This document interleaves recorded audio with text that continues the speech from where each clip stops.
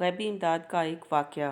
ایک صاحب فرماتے ہیں کہ میں ایک حجر پر لوگوں کو دمشق سے زبدانی لے جایا کرتا تھا اور اسی کرایہ پر میری گزر بسر تھی۔ ایک مرتبہ ایک شخص نے حجر کرائے پر لیا۔ میں نے اسے سوار کرایا اور لے چلا ایک جگہ جہاں دو راستے تھے۔ جب وہاں پہنچے تو اس نے کہا کہ اس راہ چلو۔ میں نے کہا میں اس راہ سے ناواقف ہوں، سیدھی راہ تو یہی ہے۔ اس نے کہا نہیں، میں پوری طرح واقف ہوں، یہ بہت نزدیک کا راستہ ہے۔ میں اس کے کہنے سے اس راہ چلا۔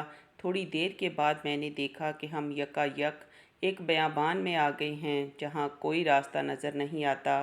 نہایت خطرناک جنگل ہے اور ہر طرف لاشیں پڑی ہوئی ہیں۔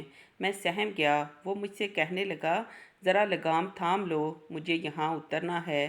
میں نے لگام تھام لی اور وہ اترا اور اپنے کپڑے ٹھیک کر کے چھری نکال کر مجھ پر حملہ کیا۔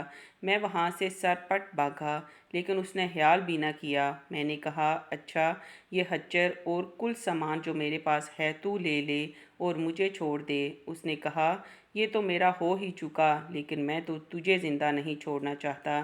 میں نے اسے خدا کا خوف دلایا، آخرت کے عذابوں کا ذکر کیا، لیکن اس چیز نے بھی اس پر کوئی اثر نہ کیا اور وہ میرے قتل پر تلا رہا۔ اب میں مایوس ہو گیا اور مرنے کے لیے تیار ہو گیا اور اس سے التجا کی کہ آپ مجھے 2 رکعت نماز ادا کر لینے دیجیے۔ اس نے کہا اچھا، جلدی پڑھ لے۔ میں نے نماز شروع کی، لیکن خدا کی قسم میری زبان سے قرآن مجید کا ایک حرف بھی نہیں نکلتا تھا۔ یوں ہی ہاتھ باندھے دہشت زدہ کھڑا ہوا تھا اور وہ جلدی مچا رہا تھا۔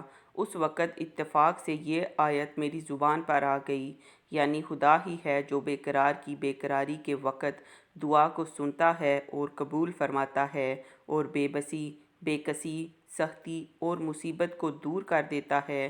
بس اس آیت کا زبان سے جاری ہونا تھا کہ میں نے دیکھا کہ بیچوں بیچ جنگل میں سے ایک گھڑ سوار تیزی سے اپنا گھوڑا بگائے نیزہ تانے ہماری طرف چلا آ رہا ہے اور بغیر کچھ کہے اس ڈاکو کے پیٹ میں اس نے اپنا نیزہ گھسیڑ دیا جو اس کے جگر کے آر پار ہو گیا۔ وہ اس وقت بے جان ہو کر گر پڑا۔ سوار نے بھاگ موڑی اور جانا چاہا، لیکن میں اس کے قدموں سے لپٹ گیا اور کہنے لگا خدا کے لیے یہ بتلاؤ کہ تم کون ہو۔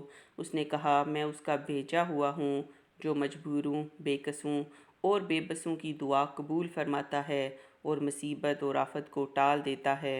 میں نے خدا کا شکر ادا کیا اور وہاں سے اپنا حجر اور مال لے کر صحیح سالم واپس لوٹا۔